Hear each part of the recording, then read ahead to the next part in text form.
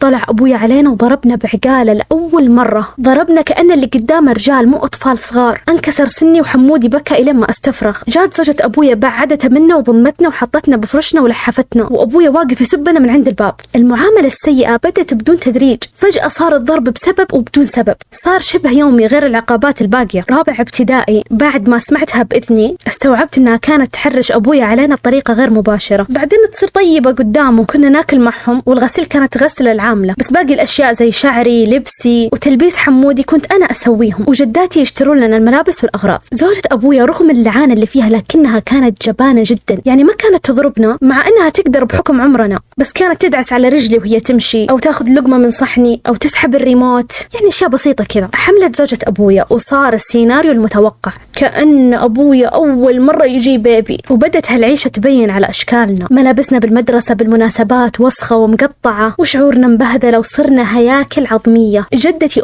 أمي تكلمت على أبويا وسبوا بعض، وأبويا حلف إنها ما عاد تشوفنا، وعماتي رموا كلام غير مباشر بس بدون ما يزعلون أبويا، لأن علاقتهم بزوجته كانت مرة حلوة. جدتي الثانية اللي هي أبويا أمه